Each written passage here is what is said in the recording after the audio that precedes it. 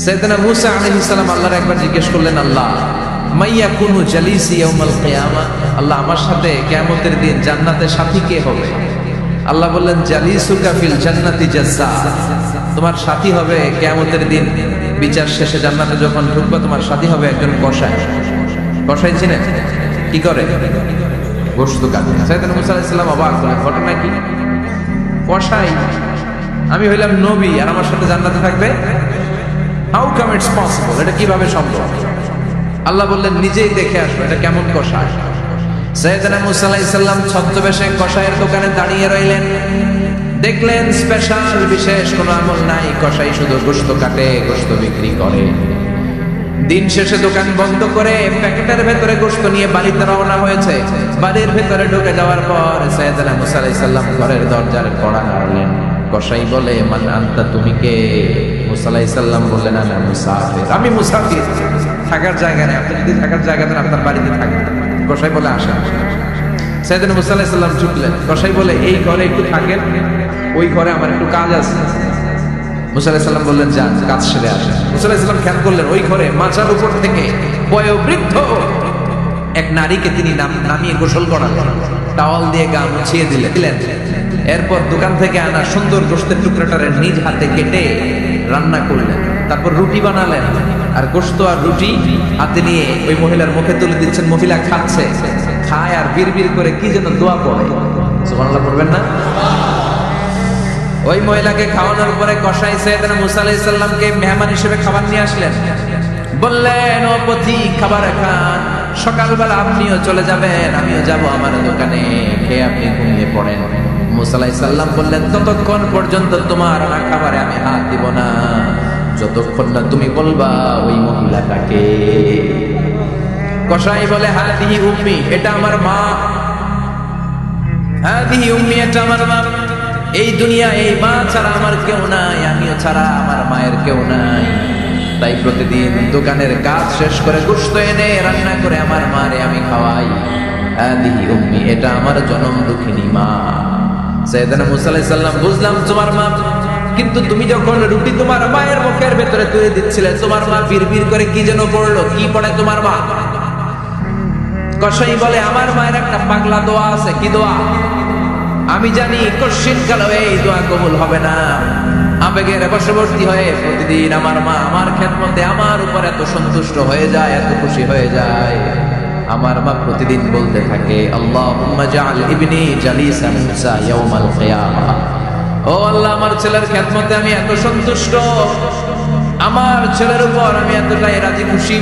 শুনেছি এই জামানার সবচাইতে বড় পয়গম্বর, বনি ইসরাইলের সবচাইতে বড় নবী, ওই নবীর নাম নাকি মূসা। ও আল্লাহ, আমি এত কিছু জানি না, এত কিছু বুঝি না, এত কিছু চাই না, তোমার দরবারে শুধু একটাই চাওয়া, একটাই ফরিয়াদ, তুমি আমার ছেলেরে কিয়ামতের দিন মূসার সাথে হাসর নসিব করে দিও। আমার ছেলে কসাই ছেলেটারে তুমি মূসার জান্নাতের সাথী বানিয়ে দিও। আল্লাহুম্মা জাআল ইবনি জালিসা মূসা ইয়াউমাল কিয়ামা। জালিস মানে ফ্রেন্ড, বন্ধু। আল্লাহ, জান্নাতে আমার ছেলেরে তুমি মূসার বন্ধু বানিয়ে দিও। মূসা আলাইহিস সালাম এবার বুঝতে পারলেন। তিনি বললেন, ঘটনা তো এই জায়গায় এতক্ষণে বুঝতে পেরেছি, কেন আমার সাথে মুফাসসির যাবে না, হাফেজে কোরআন যাবে না, শহীদরা যাবে না, ওলিরা যাবে না, নবীরা যাবে না, আমার সাথে জান্নাতে যাবে কসাই। এটা মায়ের দোয়া। কার দোয়া? মায়ের দোয়ার দরকার আছে না নাই? অনেক পাওয়ারফুল মায়ের দোয়াটা। বুলেট মারলে বুলেট মিস হয়, মায়ের দোয়া মিস হয়। ড্রোন হামলা করলে ড্রোন হামলা মিস হয়ে যেতে পারে, কিন্তু মায়ের দোয়া কঠিনকালে মিস হয় না। চিল্লায় বলে ঠিক কি না? মায়ের দোয়াটাও কবুল, বদদোয়াও কবুল। ভয়ঙ্কর কিন্তু। মা দোয়া করলে কবুল হয়, কিন্তু বদদোয়া করলে কবুল হয়। এরকম হলে it was not a big deal, এটা বড় সমস্যা ছিল না। কিন্তু দোয়া করলেও যেমনি কবুল, বদদোয়াটাও কবুল। এজন্য খবর আছে না নাই? এজন্য মায়ের কাছ থেকে সবসময় দোয়া নিতে হবে। দোয়া নিতে রাজি আছেন? আমাদের সমাজের অনেক ধরনের কুসংস্কার, 2 কলা খেলে 2 বাচ্চা হবে, তাই না? আসলে কি কথাটা ঠিক? বাচ্চা একটা হবে না, 2টা হবে, ছেলে হবে না মেয়ে হবে, এটা কে দেয়? আবার অনেকের মাথার চুলের মধ্যে 2টা গিট থাকে, আছে না নাই? 2 গিট থাকলে কয় তোর 2 বিয়া, 3 গিট থাকলে 3 বিয়া, গিট নাই কয় তোর বিয়া নাই, আছে না নাই? এগুলো মুসলমান বিশ্বাস করতে পারে? মুসলমান বিশ্বাস করে একজনকে, তিনি কে? তো এই 3 ফল এটা খেলে মানুষ পাগল হয়ে যায়, এটা স্বাস্থ্যকর একটা খাবার। বাংলাদেশের 3 আর আরব দেশের 3 এর পার্থক্য আছে। আরব দেশের 3 খুব সুস্বাদু। তো এই 3 এর নামে আল্লাহ একটা সূরা দিলেন। সূরার নাম হচ্ছে সূরাতুত তিন। সূরার নাম এরকম অনেক নামে আল্লাহ সূরা দিয়েছেন। খেয়াল করে দেখবেন, মানুষের নামে সূরা দিয়েছেন, সূরাতুল ইনসান, সূরাতুন নাস। আবার ইন্ডিভিজুয়াল 6 জন পুরুষ মানুষের নামে সূরা দিয়েছেন, 6 জন নবীর নামে, একজন ওলির নামে। সূরা হুদ, সূরা ইউসুফ, সূরা ইউনুস, সূরা মুহাম্মদ, সূরা ইব্রাহিম, সূরা নূহ, আছে না নাই? আবার সূরা লুকমান, আছে না নাই? মানুষের নামে সূরা, তাই না? তো 7 জন পুরুষের নামে সূরা আর মাত্র 1 জন নারীর নামে আল্লাহ সূরা দিলেন। বলেন তো এই সূরাটার নাম কি? মারিয়াম। তো রেশিওটা কম হয়ে গেছে না? পুরুষ 7 জন, নারী 1 জন। নারীরা যাতে রাগ না করে, নারীদেরকে বুঝ দেওয়ার জন্য আল্লাহ সব নারীদের নামে আলাদা একটা সূরা দিলেন। সূরার নাম, তার মানে আল্লাহ নারীকে খুশি রাখতে চায়, বিশ্বনবীও নারীদেরকে খুশি রাখতে চায়। আমরা অনেকে বলে, হুজুর আপনি নারীদের পক্ষে কথা বলেন বেশি। আমি সবার পক্ষেই বলি, যার যেটা অধিকার তাকে সেটা দিতে হবে, ঠিক কিনা? নারীরা সম্মানিতা, তাদেরকে সম্মান দিতে হবে। বিশ্বনবী তাদেরকে সম্মান দিতেন। মা আয়েশাকে বিশ্বনবী সবসময় আগে সালাম দিতেন। সুবহানাল্লাহ পড়ে। খাদিজা রাদিয়াল্লাহু তাআলা আনহাকে আল্লাহ তাআলা আরশের উপর থেকে সালাম পাঠিয়েছেন। এজন্য নারীদেরকে সালাম দিবেন বেশি বেশি। ঘরে সুখ শান্তি নাই, অনেকে বলে ঘরটা নাকি জাহান্নামের টুকরা, কারণ সালাম নাই। সালাম মানে শান্তি। সালাম মানে কি? সালাম সালাম হাজার সালাম সকল শহীদ স্মরণে আমার হৃদয় রেখে যেতে চাই তাদের স্মৃতির চরণে। পড়েন আমিন। সালাম মানে চিল্লায় বলেন। জান্নাতের যখন জান্নাতে ঢুকবে, ফেরেশতারা জান্নাতীদেরকে কি বলবে? সালাম, শান্তি। Enter the paradise with peace and security. শান্তি এবং নিরাপত্তার সাথে জান্নাতে ঢুকে যান। এজন্য ঘরটারে শান্তিময় বানাতে চাইলে সালাম দিতে হবে। কি দিতে হবে? আজ থেকে স্ত্রীকে সালাম দিবেন তো ইনশাআল্লাহ। পড়ে আমার মাইকের আওয়াজ যদি বোনদের কানে যায়, মাদের কানে যায়, আপনাদেরও বলি, আপনারাও আগে আগে সালাম দিবেন। এই দৃশ্য বাচ্চারা দেখলে বাচ্চারা সালাম শিখবে, ঠিক কিনা? মা খাদিজার ব্যাপারে আল্লাহ বলেছেন, জিব্রাইল তুমি যে খাদিজারে আমার পক্ষ থেকে সালাম দিয়ে দাও, আর খাদিজারে বলে দাও জান্নাতে খাদিজার জন্য এমন ঘর আমি প্রিপেয়ার করে রেখেছি যেই ঘরের ভিতরে কোনো নয়েজ নাই, কোনো আওয়াজ নাই, কোনো ডিস্টার্ব নাই, আছে শান্তি। সুবহানাল্লাহ।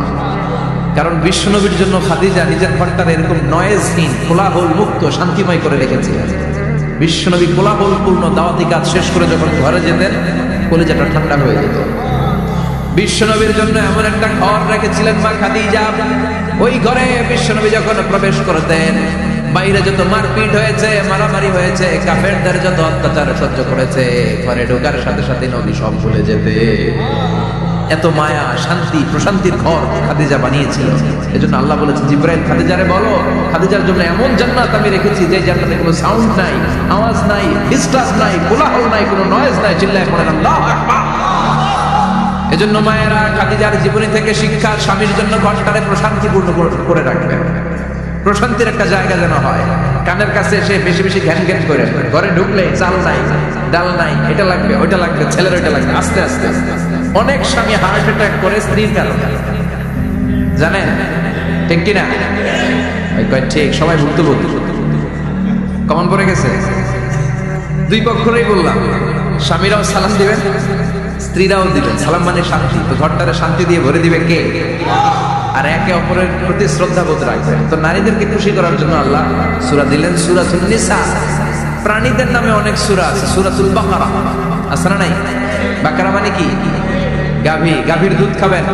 বিষ্ণু বলেছেন, গরুর গোশত খেয়েও কম, দুধ খেয়েও বেশি।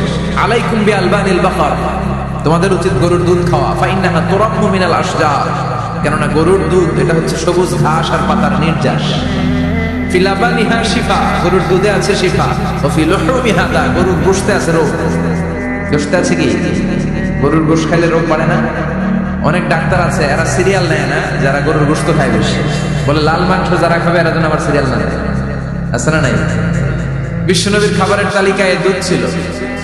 বিষ্ণু বলতেন বেশি বেশি দুধ খেও, এবং বিষ্ণু বলেছেন মায়েরা যেন তাদের বাচ্চাদেরকে দুধ খাওয়ায়। মায়ের বুকে প্রথম যে দুধটা সেটাকে বলে শাল দুধ, এটা বাচ্চার জীবনের প্রথম প্রাকৃতিক টিকা। সুবহানাল্লাহ পড়ে। আমরা কত টাকা দিয়ে দামি দামি টিকা দিই, কিন্তু প্রথম টিকাটা আল্লাহ ফ্রি দিয়েছেন। সুবহানাল্লাহ পড়ে। বাকারার নামে সূরা দিলেন, আনকাবুত মাকড়সার নামে সূরা দিলেন, নাহাল মৌমাছির নামে সূরা, নামাল পিঁপড়ার নামে সূরা। সুবহানাল্লাহ পড়ে। এইভাবে আপনি খুঁজলে কোরআনের চ্যাপ্টারগুলো যে কত সুন্দর সুন্দর নাম দিয়ে আল্লাহ দিয়েছেন, তার এই ধারাবাহিকতায় আজকের সূরাটির নাম দিয়েছেন আল্লাহ একটা ফলের নামে। কিসের নামে? 3 ফলের নামে। সূরার নাম কি? সাইয়েদনা বারা ইবনে আযিব রাদিয়াল্লাহু তাআলা আনহু বর্ণনা করেন, বুখারীর বর্ণনা। তিনি বলেন, সামি'তু রাসূলুল্লাহি ইয়াকরাউ সূরাতাত তিন ফি সালাতিল ইশা। আমি বারা ইবনে আযিব রাদিয়াল্লাহু তাআলা আনহু এশার নামাজে বিশ্ব নবীকে সূরাতুত তিন তেলাওয়াত করতে শুনেছি। কোন নামাজে? কোন সূরা পড়তেন? কোন নামাজে? কোন সূরা মনে থাকবে? পড়বেন তো? তিনি বলেছেন এশার নামাজে আমি বিশ্ব নবীকে সূরাতুত তিন তেলাওয়াত করতে শুনেছি। ফামা সামি'তু আহসানা সাওতিন মিন সাওতি রাসূলিল্লাহ।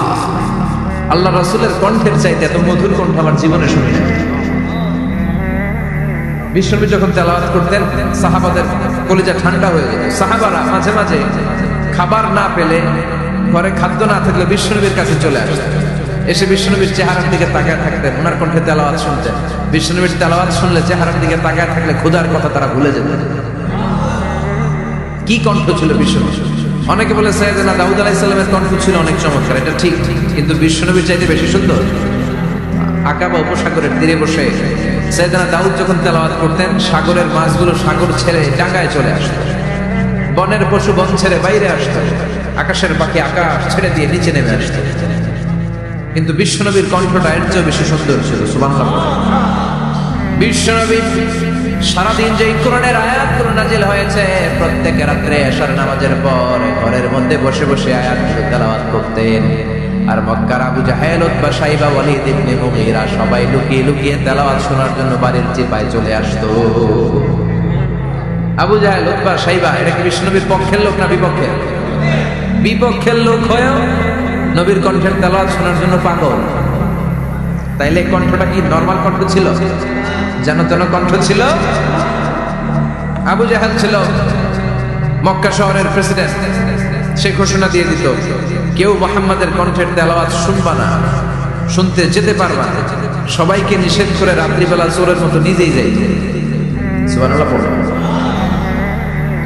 হজের মৌসুমে আবু জাহেল ঘোষণা দিয়ে দিল, খবরদার, মক্কায় ঢুকার যতগুলো গেট আছে সবগুলো গেটে তোরা দাঁড়ায় থাকবি, হাজিদেরকে বলবি মক্কায় নতুন একটা পাগল এসেছে, তার কথা যারা শোনে তারাও পাগল হয়ে যায়। নাউজুবিল্লাহ। তার কর্মী বাহিনী হজের মৌসুমে বিভিন্ন গেটে পাঠায় দিল, মক্কায় ঢুকার হাজিদের যত গেট, বিভিন্ন দেশ থেকে হাজিরা আসবে, কর্মীদেরকে বলে দিল তোরা বলবি এই এলাকায় নতুন এক পাগলের আমদানি হয়েছে, নাম মুহাম্মদ। পড়েন নাউজুবিল্লাহ। যারাই এই মুহাম্মাদের কণ্ঠের তেলাওয়াত শুনে তারাও পাগল হয়ে যায়। আদেশ অনুযায়ী কর্মীরা মক্কার গেটে দাঁড়িয়ে দাঁড়িয়ে হাজিদেরকে বলল, হাজি সাহেব হজে যান, জমজম খান, খেজুর খান, হজ করেন, সমস্যা নাই, কিন্তু নতুন এক পাগল আসছে, এই পাগলের নাম মুহাম্মদ। এই পাগলের কাছে যারা যায় এরাও পাগল হয়ে যায়। হাজি সাহেবরা কোনোদিন এই মুহাম্মদ নামটা শুনে নাই, এই প্রথম শুনলো। শুই নাই মনে মনে কয়, যেদিকে যাবো আর নাই যাবো, আগে মুহাম্মদের কাছে যাবো।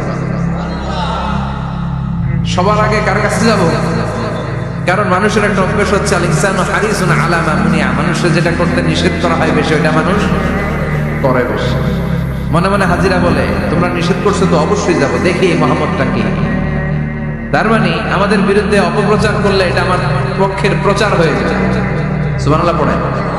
ইসলামের বিরুদ্ধে অপপ্রচার করলে এটা কি হয়ে যায়? প্রচার হয়ে যায়। ইউরোপ আমেরিকাতে ইসলামের নামে ট্যাগ লাগায় এক্সট্রিমিস্ট, জঙ্গি, আমরা নাকি জঙ্গি, আমরা নাকি এক্সট্রিমিস্ট। তো যারা সিভিলিয়ান আছে, খ্রিস্টান সিভিলিয়ান, ইউরোপ আমেরিকার সাধারণ জনগণ, তারা ভাবে ঘটনা নাকি মুসলমানদের বিরুদ্ধে এত কথা কেন? তারা ইসলাম নিয়ে গুগলে সার্চ করে, বিভিন্ন বই পড়ে, কোরআনের ইংলিশ ট্রান্সলেশন পড়ে। আগে তারা ইসলাম সম্পর্কে জানতো না, কিন্তু সবাই যখন বলা শুরু করছে জঙ্গি জঙ্গি জঙ্গি, ইসলাম মানে জঙ্গি, তখন তারা ইসলাম সম্পর্কে পড়তে শুরু করে দিয়েছে। পড়তে পড়তে ইসলামের সুন্দর বাণীগুলো পড়ে ওদের হৃদয় ঠান্ডা হয়ে যায়, তাদের নসিব ভালো, অনেকে কালিমা পড়ে মুসলমান হয়ে যায়।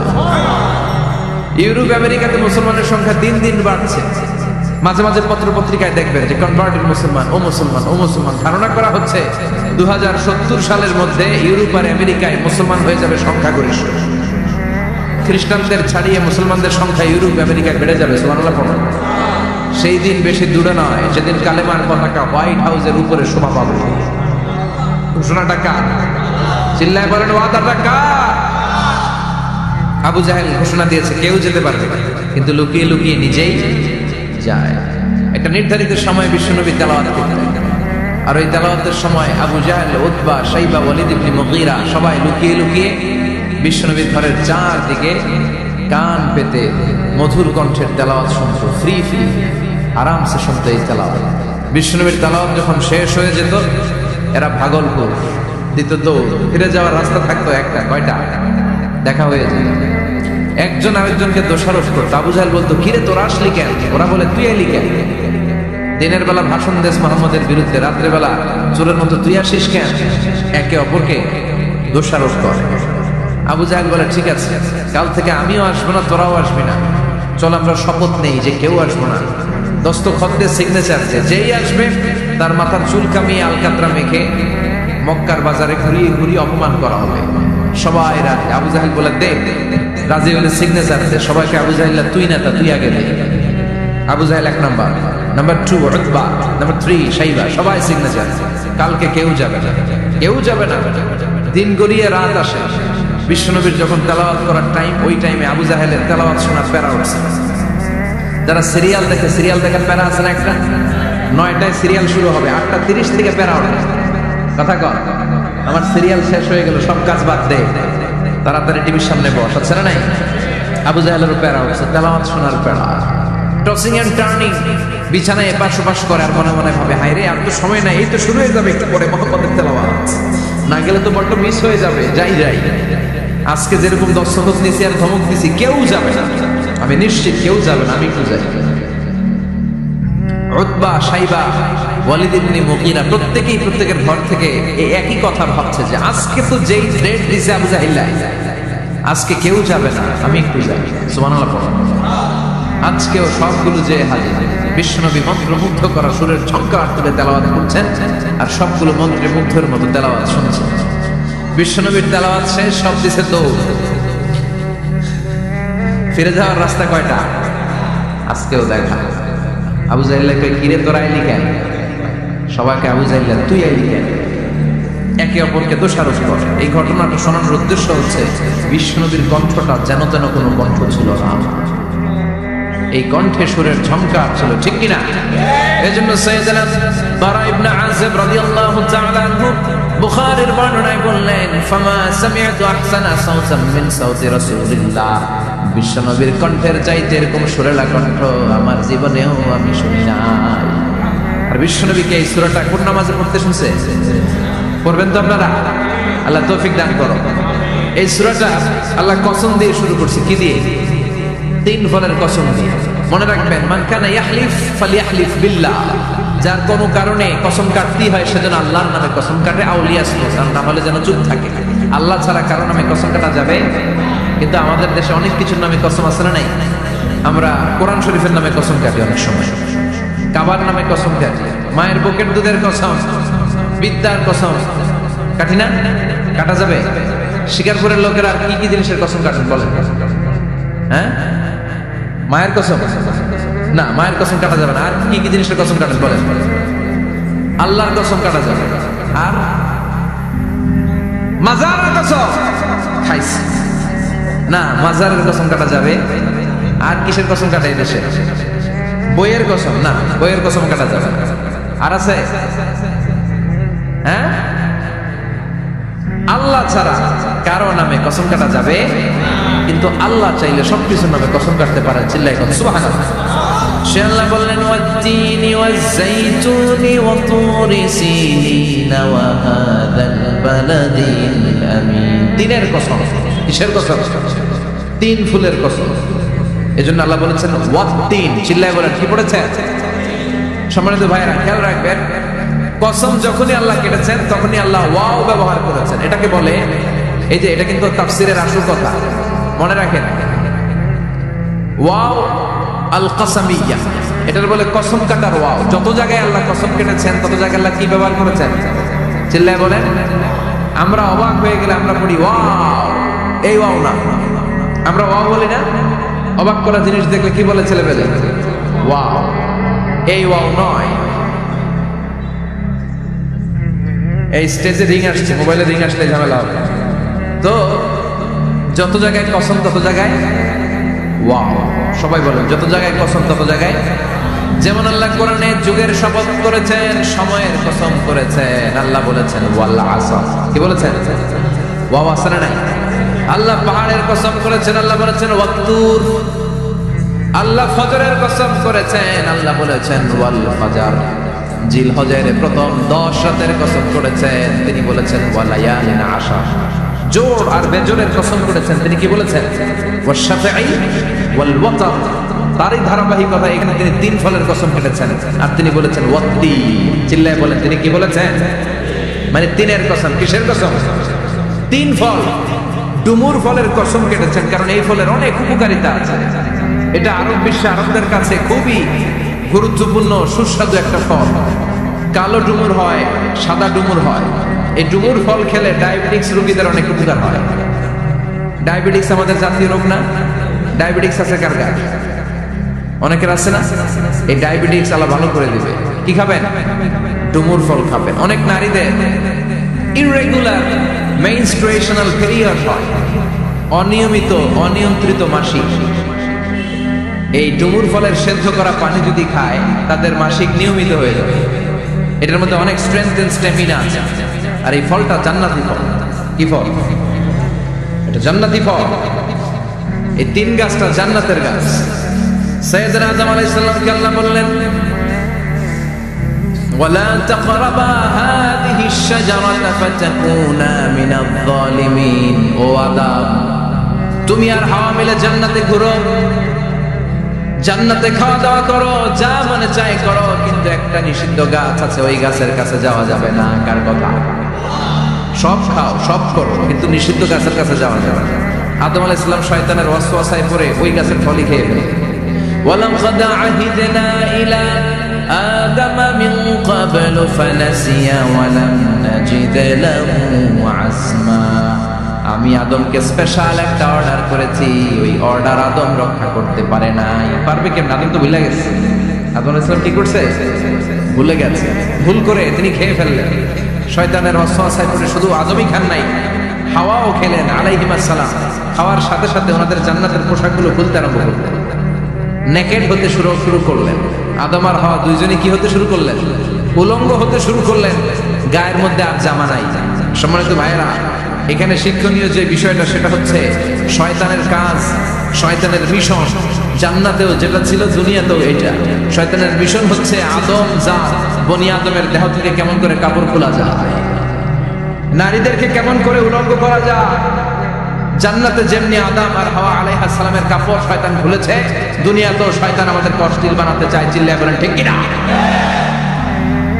এজন্য আমার মায়েরা, আমার বোনেরা, যাদের কানে আমার মাইকের আওয়াজ যায়, খবরদার, শয়তানের এই ওয়াসওয়াসায় ফাঁদে পা দেওয়া যাবে না। শয়তান চেয়েছে জান্নাতে কেমন করে মা হাওয়ার কাপড় খুলে ফেলা যায়, দুনিয়াতেও শয়তান চায় কেমন করে আপনাদেরকে নেকেড বানানো যায়। ঠিক কিনা? বাংলাদেশে নারীদের কাপড় এখন দেহের মধ্যে বাড়ছে নাকি কমছে? আছি আমরা কোন জামানায়, লাজ শরম গেছে হারায়। ঠিক কিনা? পাতলা শাড়ির বাহার, পাখি ড্রেস, লেহেঙ্গা পোশাক দেখে নারীর লাজে মরে যাই। হাই হাই, আছি আমরা কোন জামানায়, লাজ শরম গেছে হারায়। ঠিক কিনা? পোশাক আশাক নারীদের খাটো হতে শুরু করেছে, এটা শয়তানের মিশন। এজন্য মায়েরা, বোনেরা, খবরদার, পোশাককে ছোট করবেন না, খাটো করবেন না, হেজাব করবেন। এই হেজাবকে ফরজ করেছে কে? এই হেজাব আপনার অধিকার, আপনার অধিকার আপনি বুঝে নেন। হেজাব আপনার অহংকার, এই হেজাব হচ্ছে আপনার আভিজাত্যের প্রতীক। চিল্লায় বলেন ঠিক কিনা? নারী অধিকারের যারা কথা বলে নারী আন্দোলনের কথা যারা বলে তাদের কথায় কান দিবেন না। এরা বক্তব্যের মঞ্চে উঠে নারীর অধিকারের কথা বলে, কিন্তু তাদের ঘরেই নারীরা বেশি নির্যাতিতা, তাদের ঘরের কাজের মেয়েগুলাই বেশি নির্যাতিতা। চিল্লা এখন ঠিক কিনা? তারাই লোহা গরম করে কাজের মেয়েগুলোর পিঠে ছ্যাঁক দেয়, তারাই সুযোগ পেলে ধর্ষণে সেঞ্চুরি করতে দ্বিধাবোধ করে না। চিল্লা এখন ঠিক কিনা? শয়তানের মিশন। জান্নাতে ছিল যেটা, দুনিয়াতেও এটা। পোশাক কি করে আলাদা করা যায়? এই জন্য হেজাব যেন আমরা ভুলে না যাই। হেজাব আপনার আভিজাত্যের প্রতীক, আপনার সৌন্দর্য, আপনার সম্ভ্রম, আপনার স্ট্যাটাস তো আপনার হেজাবের মধ্যে শোভা পায়, ঠিক কিনা? কিন্তু দিনকে দিন পোশাক ছোট হতে শুরু করেছে। নতুন নতুন অনেক পোশাক বেরোয় নারীদের। কি পোশাক আছে বলেন তো একটা? হ্যাঁ, পাখি। আর কি আছে? লেহেঙ্গা, কিরণমালা, এগুলো পরবেন না, হেজাব পরবেন। হেজাবে একটা নারীকে যত সুন্দর, রূপবতী, গুণবতী, সুস্নিগ্ধা লাগে, অন্য কোনো পোশাকে লাগে? আল্লাহ আমাদেরকে বোঝার তৌফিক দান করেন। সাইয়েদনা আদম আলাইহিস সালাম, হাওয়া আলাইহিস সালাম জান্নাতের ভেতরে যখন উলঙ্গ হয়ে গেল, লজ্জাস্থান থাকার জন্য জান্নাতের বিভিন্ন গাছের দিকে দৌড়ায়। দৌড়িয়ে দৌড়িয়ে যেই গাছের পাতা দিয়ে তারা সেদিন লজ্জাস্থান দেখেছিল, ওই গাছের নাম ছিল তিন গাছ। কি গাছ? ওই তিনের কসম কোরআনে কেটেছে কে? সেজন্য আল্লাহ বললেন, ওয়াত-তিনি ওয়াজ-যাইতুনি ওয়া তুরি সিনিনা ওয়া হাদাল বালাদিল আমিন। সুবহানাল্লাহ পড়েন। তিনের কসম, জাইতুনের কসম। জাইতুন মানে জলপাই। আওয়াজ করে বলতে হবে। জাইতুন অর্থ খাইছেন? জলপাইয়ের আচার খাই না আমরা? জাইতুন মানে জলপাই, ইংরেজিতে বলে অলিভ। তবে আমাদের জলপাই আর আরব দেশের জলপাই একটু গুণগত পার্থক্য আছে। আরব দেশের জলপাই একটু ছোট হয়, আমাদের গুলা সাইজে বড় হয়। আরব দেশের জলপাই একসাথে অনেকগুলা খাওয়া যায়, আর আমাদের দেশের জলপাই আবার 2-3টার বেশি খাওয়া যায়। অনেক টক না? এই 7টা জলপাই আর একটা 3, এই মিক্স রেশিওতে যদি আপনি রেগুলার খান, আপনার বার্ধক্য রোধ হবে, আপনার স্বাস্থ্য ভালো থাকবে। আলহামদুলিল্লাহ বলেন। এই জাইতুন গাছগুলো আরব দেশে হিল ট্রাক্টস, পাহাড়ি এরিয়াতে হয়, শত বছর বেঁচে থাকে। বিষ্ণু বলেছেন, কুলু যাইদা ওয়াতাহিনু ফাইন্নাহা মিন শাজারাতিন মুবারাকা। বিষ্ণু বললেন, জাইতুনের তেল খাও, জাইতুনের তেল গায়ের মধ্যে দাও, জাইতুনের তেল মালিশ করো। জাইতুনের ভেতরে বরকত ঢুকায় দিয়েছে কে? জাইতুনের তেল দাড়িতে, চুলে মালিশ করলে দাড়ি চুল সহজে পাকে না। বিশ্বনবী সব সময় দাড়িতে, চুলে জাইতুন মাখতেন। আমি নিজেও মাখি প্রতিদিন, আপনারাও মাখবেন। বাজারে পাওয়া যায়, যে বলবেন অলিভ অয়েল, কি বলবেন? অলিভ অয়েল বললে আপনাকে দিবে। স্পেনের, মেড ইন স্পেন, এদের অলিভ অয়েল ভালো। ফিলিস্তিনের যে অরিজিনাল অলিভ অয়েল, এটা ভালো, এটা খাওয়া যায়। তাম্বুতু বিদ্দুহুনি ওয়া সিবগিল আখিলিন, এটার অনেক কাজ। খাওয়াও যায়, মালিশও করা যায়, জাইতুনের ডাল ভেঙে মেসওয়াকও করা যায়। সুবহানাল্লাহ পড়েন। বিষ্ণু বললেন, নি'মাস সিওয়াকি আয-যাইতুন, জাইতুনের মেসওয়াক কতই না ভালো। ফাইন্নাহা সিওয়াকি ওয়া সিওয়াকুল আমবিয়াই মিন ক্বাবলি, কেননা আমি বিশ্বনবী নিজে জাইতুনের ডাল ভেঙে মেসওয়াক করি। আমার আগে লক্ষাধিক নবীরা সবাই জাইতুনের ডাল দিয়ে মেসওয়াক করেছে। সুবহানাল্লাহ পড়েন। আপনার দেহের ব্যাড কোলেস্টেরলের লেভেল কমে যাবে যদি জাইতুন আপনি খান। দাড়িতে মাখবেন, চুলে মাখবেন। আবার সালাদের মধ্যেও জাইতুনের তেল দিয়ে খাওয়া যায়, যদি এক্সট্রা ভার্জিন হয়। লেস দেন 1% অ্যাসিড দিয়ে এটাকে পিউরিফাইং করলে এটার বলে এক্সট্রা ভার্জিন। এরপর আরেকটা আছে ভার্জিন, 2% অ্যাসিড দিয়ে পিউরিফাইং করে। 3-4-5% অ্যাসিড দিয়ে পিউরিফাইং করলে ওটার বলে রিফাইন্ড পিওর। ওটা গায়ে মালিশ করবেন, বরকত আছে না নাই? এজন্য এই দুইটার কসম কোরআনে কেটেছে কে? এরপরে রব্বুল আলামিন বলেন, ওয়া তুরি সিনিন,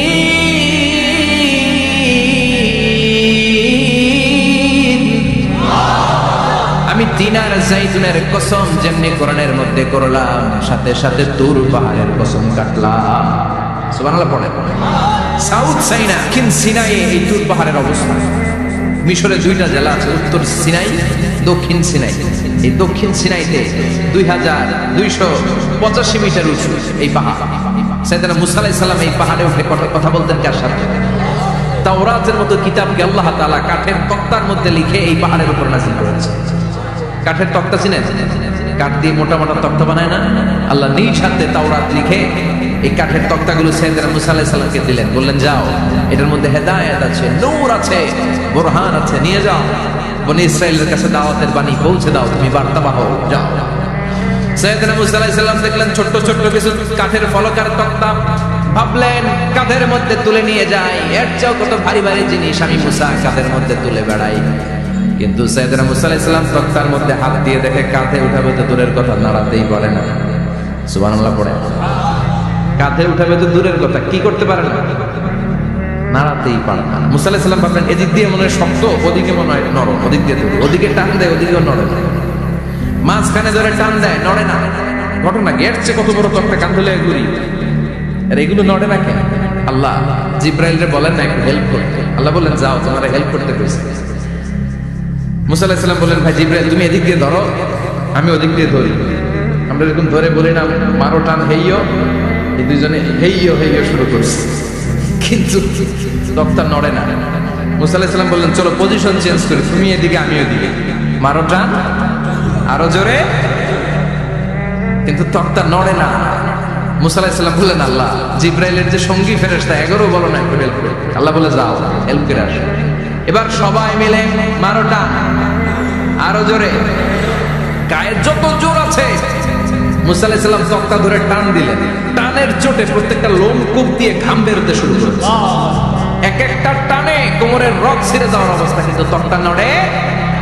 আল্লাহ ডেকে বললেন মুসা রগ ছিঁড়ার দরকার নাই, আর ঘেমে অস্থির আর কর্মাক্ত হওয়ার দরকার নাই। আসলে তক্তার এত ওজন না, কিন্তু তক্তার মধ্যে যে বাণীগুলো আছে বাণীগুলো কার? এটা আমার বাণী রে মুসা, এগুলো আমার কথা, এগুলো আমার দেওয়া কিতাব, এগুলো সাধারণ দুনিয়ার বাণী নয়, সাধারণ কথা নয়। এই জিনিসটা বোঝাবার জন্য তক্তার ওজন আমি বাড়িয়ে দিয়েছি। এবার ফেরেশতার সাহায্যের দরকার নাই, নিজেই টান দাও দেখবা উঠাতে পারবা। সাইয়েদনা মুসা আলাইহিস সালাম এখন থেকে টান দিয়ে কাঁধে নেওয়া, সুবহানাল্লাহ পড়ে। এই যে তুর পাহাড় তিনি মুসা আলাইহিস সালামকে দিয়েছিলেন, যেই পাহাড়ের উপরে, পাহাড়টার নাম তাওরাত কিতাব যে তিনি দিয়েছিলেন, যেই পাহাড়ের উপরে, ওই পাহাড়টার নাম কি? তুর পাহাড়। বিশ্বনবী মেরাজে যখন গিয়েছিলেন সাইয়েদনা জিবরাইল এই তুর পাহাড়ে বিশ্বনবীকে নামিয়ে বললেন অন্ধকার, ইয়া রাসূলুল্লাহ উদুল্লাহ, আল্লাহর কাছে দোয়া করেন। বিশ্বনবী বললেন জিবরাইল দোয়া করলাম, কিন্তু কোন জায়গায় কোন পাহাড়ের উপরে আমারে নামালা? আমি তো এলাকা চিনি না, পাহাড় চিনি না, কোন পাহাড় এটা? সাইয়েদনা জিবরাইল বললেন নবী হাদিহি জাবাল মুসা তুরে সাইনা, এটা আপনার ভাই মুসার পাহাড়, তুর পাহাড়। সুবহানাল্লাহ। এটার চূড়ায় বিশ্বনবী দোয়া করেছেন। এবং ইয়াজুজ মাজুজের আক্রমণ থেকে বাঁচার জন্য ঈসা আলাইহিস সালাম কিয়ামতের আগে সব মুমিন বান্দাদেরকে নিয়ে তুর পাহাড়ের উপরে উঠবে। সুবহানাল্লাহ পড়ে। আমি নিজেই তুর পাহাড়ের উপরে উঠছি 2 বার জীবনে। আমি মিশরে ছিলাম তো, ওখানে আমি শিক্ষা সফরে 2 বার আমরা প্রায় তুরে সাইনাতে সফর করতাম। ঠান্ডা একটা এলাকা, মিশরে পুরো মিশরে গরম, ওদিকে ঠান্ডা। 3 ধর্মের লোকদের জন্য এটা একটা তীর্থস্থান, সবাই যায়, ইহুদিরা যায়, খ্রিস্টানরা যায়, আমরাও যেতাম। মাঝরাতে তুর পাহাড়ে উঠতে হয়, ফজরের সময় পৌঁছতে হয়, আবার 7টা-8টার দিকে ব্যাক করতে হয়। 10টা-11টার পরে সূর্যের তাপে পাথরের পাহাড় এত গরম হয় ওখানে কোনো মানুষ দাঁড়িয়ে থাকতে পারে না। আমরা উঠতেছি কাদের মধ্যে ব্যাগ নিয়ে, খ্রিস্টানরা উঠতেছে, ইহুদিরাও উঠতেছে। ওটার উপরে খ্রিস্টানদের একটা চার্চ আছে, গির্জা, ইহুদিদের আছে একটা ছোট্ট সিনাগগ। ইহুদিরা যে জায়গায় নামাজ পড়ে ওটার কি বলে? সিনাগগ। খ্রিস্টানরা যেটাতে নামাজ পড়ে ওটার বলে চার্চ, গির্জা। আমরা যেটাতে নামাজ পড়ি মসজিদ। আমাদের একটা মসজিদ আছে ছোট। ফজরের সময় উঠলাম, উঠে তাকিয়ে দেখি সূর্য কিরণে পুরো তুর পাহাড়ের সিলসিলাতুল জিবাল, পাহাড়ি রেঞ্জ ঝিকিমিকি আলোতে সূর্যের কিরণে চমৎকার এক আভা, রক্তিম আভা ধারণ করেছে। সবাই মিলে আল্লাহর কাছে দোয়া করলাম। এই তুর পাহাড়ের কসম কেটেছে কে? রব্বুল আলামিন বলেন ওয়াত-তিনি ওয়াজ-যাইতুনি ওয়া তুরি সিনিনা ওয়া হাদাল বালাদিল আমিন। তিনের কসম, জাইতুনের কসম, তুর পাহাড়ের কসম, আর এই নিরাপদ শহরের কসম। এই নিরাপদ শহর দ্বারা উদ্দেশ্য হচ্ছে মক্কাতুল মুকাররমা। নিরাপদ শহর দ্বারা কোন শহর উদ্দেশ্য? মক্কা। যে মক্কার আগের নাম ছিল বাক্কা। মক্কার আগের নাম সবাই বলেন বাক্কা। মক্কার নামে আল্লাহ কোরআনে একটা সূরা দিয়েছে, সূরার নাম সূরাতুল বালাদ। লা উকসিমু বিহাযাল বালাদ ওয়া আনতা হিল্লুম বিহাযাল বালাদ। সুবহানাল্লাহ পড়েন। আবার এই শহরের নাম দিলেন আল্লাহ উম্মুল কুরা, জনপদ সমূহের মা। এই শহরের মধ্যে যারা প্রবেশ করবে নিরাপত্তা দিবে কে? আবার এই শহরের মাঝখানে আল্লাহ এমন একটা ঘর তৈরি করেছে, গোটা বিশ্বের সব মুসলমান ওই ঘরের দিকে মাথা নুইয়ে সিজদায় লুটিয়ে পড়ে। সুবহানাল্লাহ পড়েন। ইন্না আউওয়ালা বাইতি উদিআ লিন-নাস লাল্লাযী বিবাক্কাতা মুবারাক। এই কাবা ঘরকে কেন্দ্র করে প্রতিদিন 120টা রহমত নাযিল হয়। চিল্লায় বলেন তো কয়টা? 60 লিত-তাইফিন, 60টা রহমত যারা তাওয়াফ করে তাদের জন্য। 40 লিল-মুসাল্লিন, 40টা রহমত যারা নামাজ পড়ে তাদের জন্য। 60 আর 40 কত? বাকি আছে কয়টা? ওয়ালা 20 লিন-নাযিরিনা ইলাল কাবা, বাকি 20টা রহমত যারা তাওয়াফও করে না, নামাজও করে না, শুধু কাবার দিকে তাকিয়ে থাকে। সুবহানাল্লাহ পড়েন। আবার কাবার 4টা কর্নার আছে, একটা কর্নারের ভিতরে একটা পাথর আছে, এটাকে বলে ব্ল্যাক স্টোন কর্নার, হাজরে আসওয়াদের পাথর। এই পাথরে যেই চুমো দেয়, পাথর ওই চুমোদানকারীর জীবনের সব গুনাহ টেনে শুনে সব নিয়ে যায়।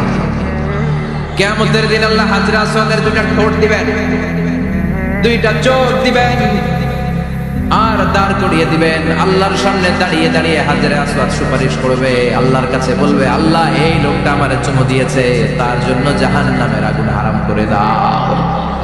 এই হাজরে আসওয়াদ পাথরের জন্য আমরা চুমো দিতে পারি, আল্লাহ তৌফিক দাও। জোরে বলেন আমিন। এই নিরাপদ শহরের কসম, শহরটার নাম মক্কা। চিল্লায় বলেন শহরটার নাম। এটার মাঝখানে একটা ঘর আছে, আল কাবা আল মুশাররাফা। লক্ষ লক্ষ মানুষ এই কাবা কেন্দ্রিক প্রতিদিন ছুটতে থাকে।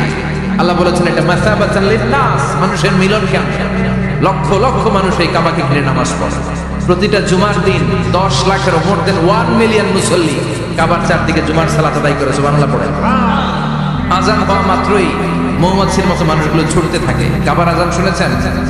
আল্লাহু আকবার, আল্লাহু আকবার, আল্লাহু আকবার, আল্লাহু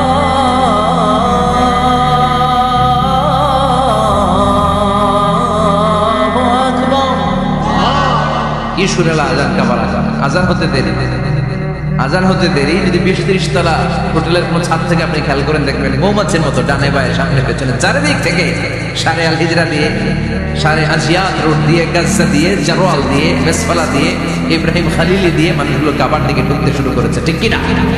আবার বিশ্বনবী বলতেন, মক্কা তো হাব্বুল বিলাদ ইলাইয়া, এই মক্কা শহর আমার কাছে সবচাইতে প্রিয় শহর। লাউলা উখরিজিতু লামা খারাজিতু, মক্কার কুরাইশরা কাফেররা যদি এই শহর থেকে জোর করে আমারে বের করে না দিত, আমি কোনোদিন মক্কা ছেড়ে দূরে যেতাম না। সুবহানাল্লাহ। বিশ্বনবীর জন্মস্থান এই শহর, যেখানে বিশ্বনবী জন্মেছেন ওইখানে আছে মাকতাবা, লাইব্রেরি। কি আছে? হজ ওমরা যারা করেছেন তারা দেখবেন ওখানে গেলেই ফ্রিতে বই দেয়। কি দেয়? বিশ্বনবীর জন্মস্থানে গেলে যেই ভাষার হন, বাঙালি গেলে বাংলায়, ইংরেজ গেলে ইংরেজিতে, পাকিস্তানিরা গেলে হিন্দিতে, সবাইকে ফ্রিতে বই দেয়া হয়। তার মানে বিশ্বনবীর জন্মস্থানে গেলেই বই পাওয়া যায়, ঠিক কিনা? বিশ্বনবীর জন্মস্থানের ঠিক পাশে আবু জাহেলের জন্মস্থান। ওইখানে কি আছে জানেন? হ্যাঁ, হাম্মাম, হাম্মাম আবি জাহাল। বাঙালি হাজিদের বুক ভরা ঘৃণা তার জন্য। বাঙালি হাজিরা বলে, আবু জাহিল্লার টয়লেট কই, যাইয়া সব ভরাই দিয়ে আসুন। জেদ্দাতে নেমে খুঁজতে আরম্ভ করে আবু জাহিলের টয়লেট কই। সবাই বলে, এই না জেদ্দায় আসলেন, মক্কা তো 80 কিলো দূরে, আপনি যাবেন, ওমরা করবেন, বিশ্রাম নেবেন হোটেলে, এরপরে জিয়ারা যখন করায় তখন ওখানে নেয়। কিন্তু নাইমা একে আবু জাহিলের টয়লেট কই। কি ক্ষোভ তার প্রতি, না? কি ক্ষোভ আর ঘৃণা। আর বিশ্বনবীর জন্য অন্তর ভরা ভালোবাসা আছে না নাই? এজন্য ইসলাম হচ্ছে শান্তির ধর্ম। জঙ্গিপনা যারা করে, সন্ত্রাসবাদের কথা যারা সমাজে উস্কে দেয়, তাদের জন্য ইসলামে কোনো শান্তি নাই। আবু জাহেল ছিল সন্ত্রাসদের লিডার, ঠিক কিনা? Leader of the all terrorist, কুখ্যাত ইন্টারন্যাশনাল সন্ত্রাসী আবু জাহেল। আর বিশ্বনবী ছিলেন মুজাহিদ। বিশ্বনবী কি ছিলেন? মুসা আলাইহিস সালাম ছিলেন মুজাহিদ। ফেরাউন ছিল কুখ্যাত সন্ত্রাসী আর জঙ্গি, ঠিক কিনা? সাইয়েদনা ইব্রাহিম ছিলেন মুজাহিদ আর নমরুদ ছিল জঙ্গি, ঠিক কিনা? যারা ইসলামের পক্ষে কথা বলে তারা মুজাহিদ, আর যারা ইসলামের বিপক্ষে তারা সন্ত্রাস আর জঙ্গি। চিল্লায় বলেন ঠিক কিনা? সে আল্লাহ ডেকে বললেন, গোলামুদ্দিনি ওয়াজ-যাইতুনি ওয়া তুরি সিনিন ওয়া হাদাল বালাদিল আমিন। 3 ফলের কসম, জাইতুনের কসম, তুর পাহাড়ের কসম, বিশ্বনবীর জন্মস্থান মক্কাতুল মুকাররমার কসম। 4টা জিনিসের কসম কেটেছে কে? কয়টা জিনিসের? 4টা জিনিসের কসম কেটে আল্লাহ একটা কথা বলবেন। ওই কথাটার গুরুত্ব বেশি না কম? লাকাদ খালাকনাল ইনসানা ফি আহসানি তাকওয়িম। সবাই পড়েন, লাকাদ খালাকনাল ইনসানা ফি আহসানি তাকওয়িম। নিশ্চয় আমি মানুষের চেহারাটারে, আকৃতিটারে বড্ড চমৎকার আকৃতি দিয়ে তৈরি করেছি। সুবহানাল্লাহ। মানুষের মতো কোনো সুন্দর প্রাণী পৃথিবীতে নাই, আছে? গরু দেখবেন সবগুলোর চেহারা একরকম, কুকুরের অলমোস্ট সব কুকুরের কেন্দ্রীয় চেহারায়, সব ছাগলের কেন্দ্রীয় চেহারায়, কিন্তু একটা মানুষের সাথে আরেকটা মানুষের চেহারা মিলে।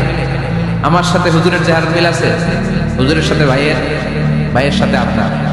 700 কোটি মানুষ নাকি পৃথিবীতে এখন আছে। এই 700 কোটির সাথে একটা লোক আরেকটা মিলে কত 700 কোটি ময়রা কবরে ভূতে হয়েছে, একটার সাথে আরেকটার মিল ছিল। আরো কত 700 কোটি যে কিয়ামতের আগে আসবে, একজনের সাথে আরেকজনের চেহারার কোনো মিল খাবে।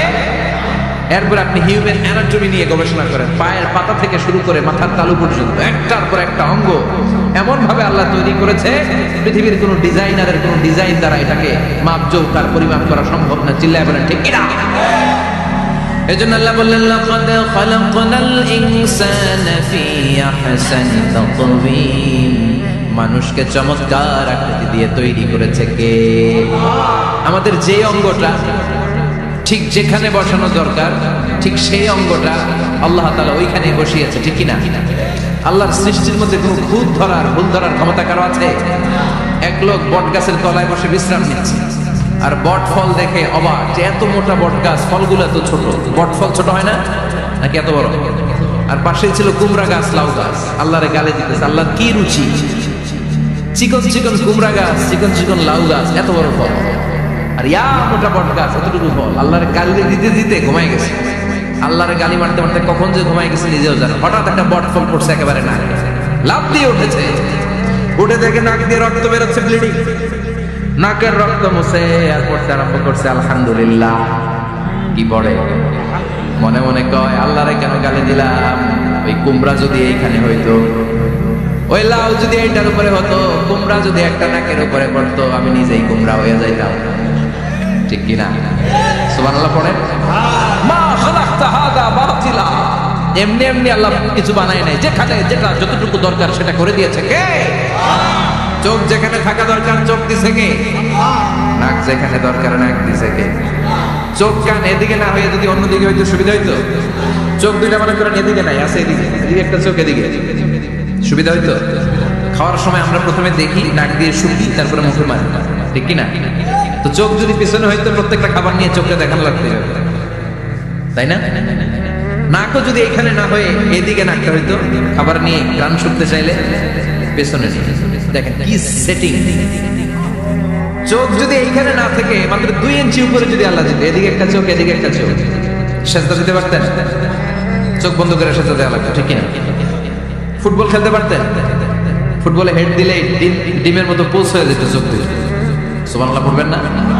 দেখেন কানের কি সেটিং! কান যদি এইখানে না দিয়ে এই কানটা আল্লাহ এই বগলের নিচে দিত, আর এই কান যদি এই বগলের নিচে দিত। আজকে ওয়াজ শুনতেন কেমনে? এমনি হাত তোলেন সবাই। 1.5 ঘন্টা হাজারি সাহেবের আলোচনা এমনি থাকে, 1.5 ঘন্টা হাত দুইটা তুলে থাকা যায় তো? হাত নামাইলে ওয়াজ শোনা যায়, হাত উঠাইলে শোনা যায়। সুবহানাল্লাহ পড়ে।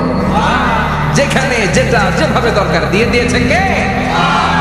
আবার এখানে এয়ার ক্যানেল দিলেন। অনেকে কয় এগুলো দিছে কেন? এই ক্যানেল কিন্তু দরকার। ক্যানেল না থাকলে আপনার কথা ঢুকবে না, আপনি বুঝবেন না। অনেকের এই কানের ডিফেক্ট আছে, ডিফর্মড বেবি, এই রোগ নিয়ে জন্মাইছে, কানে মেশিন লাগানো লাগবে, এই ক্যানেলের সমস্যা। এটা কেটে দিলে আপনি কান কাটা রমজান, কান কেটে দিলে আপনি কান কাটা রমজান হয়ে যেতে।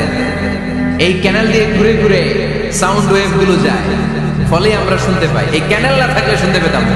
তার মানে মা খালাকতা হাযা বাতিলা, এমনি এমনি কিছু দেয় না। 206টা হাড্ডি দিয়ে আমাদের মানুষের দেহ, ছোট্ট হাড্ডিটা আল্লাহ দিয়ে দিয়েছে এখানে। এটার ভিতরে একটা ড্রাম আছে, এটার বলে এয়ার ড্রাম। সাউন্ড ওয়েভ, শব্দ তরঙ্গ এয়ার ড্রামে নট করে। এরপরে outer air, middle air, inner air হয়ে ইলেকট্রিক্যাল সিগন্যালের মাধ্যমে যাই দেখে যায়, ব্রেনের সাথে কানেক্ট হতে হলে ইলেকট্রিক্যাল সিগন্যাল দিয়ে কানেক্ট হতে হয়। এই সাউন্ড ওয়েভ, শব্দ তরঙ্গগুলো ইলেকট্রিক্যাল সিগন্যাল দিয়ে ট্রান্সমিট হয়ে ব্রেনের হেয়ারিং নার্ভ, শুনবার যে স্নায়ু, ওইখানে নক করে। নক করা মাত্র এই শব্দ তরঙ্গ আপনার শুনবার অনুভূতি জানবে। এই সূক্ষ্মাতি সূক্ষ্ম কাজ কত ছোট্ট আর অল্প সময়ে করে দিচ্ছে কে? চোখ দিয়ে তাকানো মাত্রই দেখি কত রঙের রং দেখি। Human eyes can identify, can recognize more than 10 million colors. আমার কথা না, চক্ষু বিশেষজ্ঞদের কথা। মানুষের চক্ষু 10 মিলিয়নেরও বেশি রং, 1 মিলিয়নে 10 লাখ, 10 মিলিয়নে 1 কোটি, 1 কোটিরও বেশি ধরনের রং এই চোখ শনাক্ত করতে পারে। সাইজ মাত্র 2 মিলিমিটার। ছোট্ট এই চোখ দিয়ে এত কিছু দেখার সুযোগ দিয়েছে কে? এই দুটি চোখ দিয়েছি বলে দেখো যে কত অপরূপ নয়নাভিরা, খেতে খামারের জোড়াই জ্বালা বিধুরধু, তোমার দেয়া চোখের শুকুর জানাবো তার ভাষা কই। যতই দেখি ততই যেন পলক ছাড়া চেরই। সুবহানাল্লাহ পড়ে। যতই দেখি ততই যেন পলক ছাড়া চেরই। এভাবে আমাদের দেহের প্রতিটি অঙ্গ সেটআপ করেছে কে?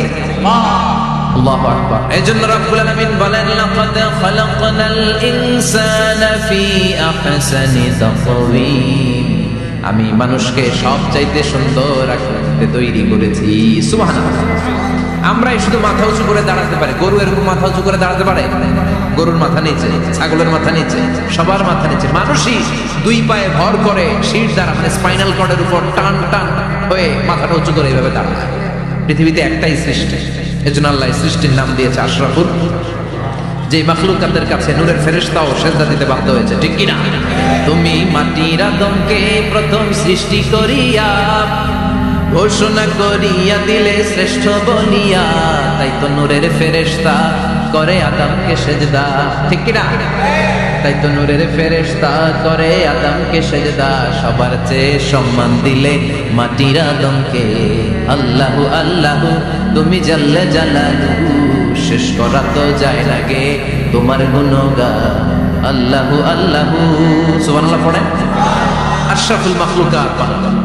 এত বৈচিত্র্য মানুষকে আল্লাহ দিয়েছেন। বিবেক দিয়েছেন, আবেগ দিয়েছেন, বাক শক্তি, কথা বলার ক্ষমতা। কোন প্রাণীর আছে? সুবহানাল্লাহ কইবেন না? বিবেক দিয়েছেন, আবেগ দিয়েছেন, বাক শক্তি দিয়েছেন, উপলব্ধি করবার মতো ক্ষমতা দিয়েছেন। আশরাফুল মাখলুকাত বানিয়েছেন এই মানুষকে। এই মানুষের মধ্যে আল্লাহ অনেক ক্যাপাসিটি দিয়েছেন।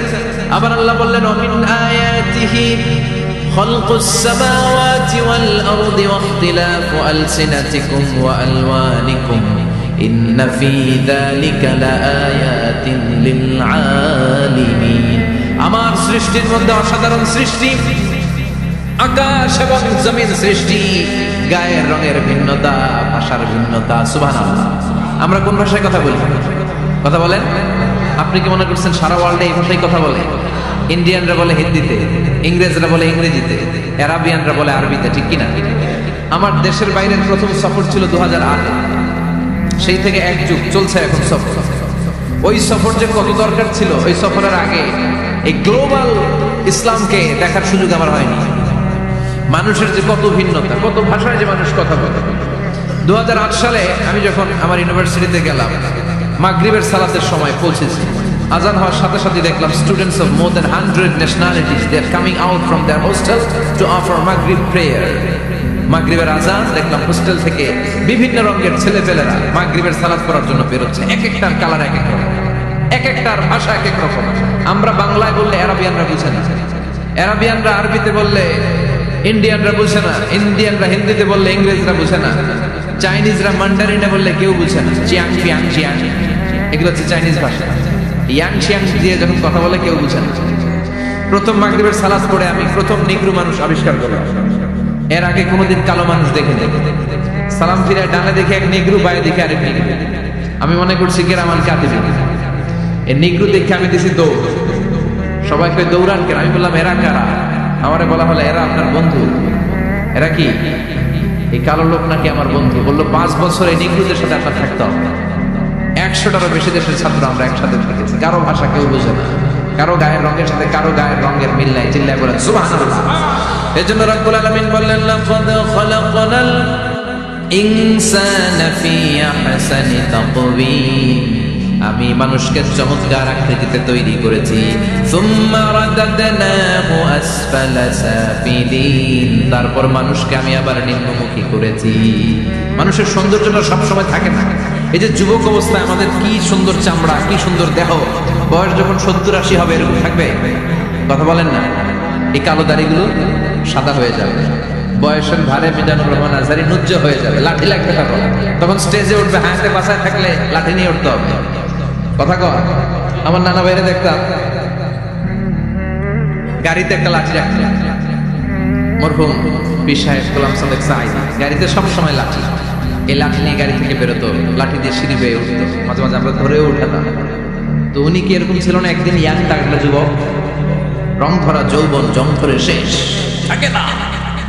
আসফালা সাফিলিন এর দুইটা তাফসীর, একটা হচ্ছে ইলা আরযালিল উমর, সব সময় মানুষ যুবক থাকে না, একটা সময় তারে বৃদ্ধ বানিয়ে দেয় কে? আবার আল্লাহ বুঝালেন মানুষ ভালো হলে অনেক ভালো হয়, খারাপ হলে অনেক খারাপ। মানুষ ভালো হলে ফেরেশতার চেয়ে ভালো, মানুষ খারাপ হলে পশুর চেয়েও খারাপ। কথা বলেন ঠিক কিনা? এক পশু আরেক পশুরে মারে না, এক পশু আরেক পশুরে হত্যা করে না, কিন্তু মানুষ মানুষের মারে কি মারে না? A lion never kills a lion, a dog never kills a dog, an elephant never kills an elephant. একটা হাতি একটা হাতিরে মারে না, কুকুর কুকুরে মারে না, কিন্তু মানুষ মানুষকে মারে কিনা? এজন্য আল্লাহ বললেন লাকাদ খালাকনাল ইনসানা ফি আহসানি তাকওয়িম সুম্মা রাদাদনাহু আসফালা সাফিলিন ইল্লাল্লাযীনা আমানু ওয়া আমিলুস সালিহাতি ফালাহুম আজরুন গায়রু মামনুন। দুই শ্রেণীর মানুষের এই বিপদ নাই, যারা ঈমান এনেছে, সৎ কর্ম করেছে। কার কথা? তবে ঈমানটা হতে হবে নির্ভেজাল। ওই ঈমানে শিরকের কোনো ছিটেফোঁটা থাকতে পারবে? তাহলে ওই ঈমান আপনারে মুক্তি দিবে। চিল্লায় বলেন ঠিক কিনা? ওয়া আমিলুস সালিহাত, নেক কাজ করে, সৎ কাজ করে, ফালাহুম আজরুন গায়রু মামনুন, তাদের জন্য এমন প্রতিদান আছে যেটা শেষ হবে না। আমাদের জন্য সবচেয়ে বড় প্রতিদান হচ্ছে জান্নাত। মুমিনের জন্য সবচেয়ে বড় পাওয়া হচ্ছে জান্নাত। চিৎকার করে বলতে হবে সবচেয়ে বড় প্রতিদান কি? মালিক তুমি জান্নাতে, তোমার পাশে আমায় একটি ঘর বানিয়ে দিও, একটি ঘর বানিয়ে দিও সে বিভীষিকাময় মহাদিনে, তোমার প্রতিবেশী করে নিও। মালিক তুমি জান্নাতে, তোমার পাশে আমায় একটি ঘর বানিয়ে দিও। পড়েন আমিন, চিল্লায় পড়েন আমিন। তার মানে যারা ঈমান আনবে, নেক কাজ করবে, তাদের হারাবার কিছু নাই। চিল্লায় কর ঠিক কিনা? আমাদের হারানোর কিছু আছে? আমরা মল্লে শহীদ বাঁচলে, মল্লে শহীদ বাঁচলে, এজন্য ঈমানটা হতে হবে পাকা ঈমান। ঈমানদার কখনো পথ হারায় না। ঈমানদার ভরসা রাখে কার উপর? আপনি যদি ঈমানের পক্ষে থাকেন, কোরআনের পক্ষে থাকেন, ইসলামের পক্ষে থাকেন, আপনার উপর আযাব আসবে, গজব আসবে, বিপদ আসবে, নবীদের উপর যেমনি এসেছে। ঠিক কিনা? ঝুঁকি যদি আসে, ভয় যদি আসে, আপনার উপর আযাব যদি আসে, শাস্তি যদি আসে, অত্যাচার আসে, মুমিন কখনো ভয় পায়? কথা বলেন। মুমিন কখনো পথ হারায় না, মুমিন কখনো আশা ছাড়ে না। চিল্লায় বলেন ঠিক কিনা? কারণ মুমিন খুব ভালো করে জানে রাত্রি যত গভীর হয়, সুবহে সাদিকের সময় কাছে আসতে থাকে। কথা বলেন। গর্ভবতী মায়ের পেটের ব্যথা যত বাড়তে থাকে, নতুন মেহমান আসার সময় কাছে আসতে থাকে। তেমনি ইসলামের পক্ষে যারা কথা বলে, ইসলামের পক্ষে যারা লড়াই করে, হকের ব্যাপারে যারা বাতিলের বিরুদ্ধে আপোষহীন, তাদের উপর যত অত্যাচার আসবে, ইসলামের বিজয়ের সময় কাছে ঘনাতে থাকবে। চিল্লায় বলেন ঠিক কিনা? সে আল্লাহ বললেন ইল্লাল্লাযীনা আমানু ওয়া আমিলুস সালিহাতি ফালাহুম আজরুন গায়রু মামনুন ফামা ইউকাযযিবুকা বা'দু বিদ্দীন আলাইসাল্লাহু বিআহকামিল হাকিমিন। ও নবী, এরপরেও কোন জিনিস তাদেরকে ইসলাম থেকে দূরে রাখে? তাদেরকে জিজ্ঞেস করেন আমি কি শ্রেষ্ঠতম বিচারক নই? সব বিচারকের শ্রেষ্ঠ বিচারক কে? কার বিচারে কোনোদিন জুলুম হয় না? চিল্লায় বলেন। আল্লাহর বিচারে কেউ কোনোদিন ঠকবে? তিনি সবচেয়ে শ্রেষ্ঠতম বিচার। বিষ্ণু বললেন সূরাতুত তিন তেলাওয়াত করতে করতে কেউ যখন এই অষ্টম আয়াতে চলে আসে সেজন্য বলে বালা ওয়া আনা আলা যালিকা মিনাশ শাহিদিন, আল্লাহ আমি সাক্ষ্য দিচ্ছি আপনি শ্রেষ্ঠ বিচারক। আপনার চাইতে শ্রেষ্ঠ বিচারক হতে পারে? দুনিয়াতে যে বিচারগুলো পান নাই, আপনি কি মনে করছেন আখিরাতে এই বিচার হবে না? কথা বলেন। আপনার উপর জুলুম করা হয়েছে, আপনাকে নির্যাতন করা হয়েছে, এগুলোর বিচার করবে কে? আপনার জমি মেরে খেয়ে দিয়েছে, আপনার সম্মান নষ্ট করেছে, বিচার করবে কে? যত অন্যায় বিচার পৃথিবীতে হয়েছে এগুলোর নতুন করে বিচার হবে। সেই বিচারকের সবচেয়ে বড় বিচারকের ভূমিকা পালন করবে আমাদের আল্লাহ। আহকামুল হাকিমিন। আল্লাহ put a question to the audience, to the মুমিনিন। মুমিনদের কাছে আল্লাহ একটা প্রশ্ন রেখে সূরাটা শেষ করেছেন। আলাইসাল্লাহু বি আহকামিল হাকিমিন, আমি কি শ্রেষ্ঠতম বিচারক নই? এজন্য আমাদের ভরসা সবসময় একজনের উপর, তিনি কে? আর মুমিন কখনো আশা হারায় না। মুমিন তাওয়াক্কুল করে কার উপর? ভরসা রাখে কার উপর? বিপদে আপদে সকালে বিকালে সর্বাবস্থায় ফরিয়াদ করে একজনের কাছে, তিনি কে?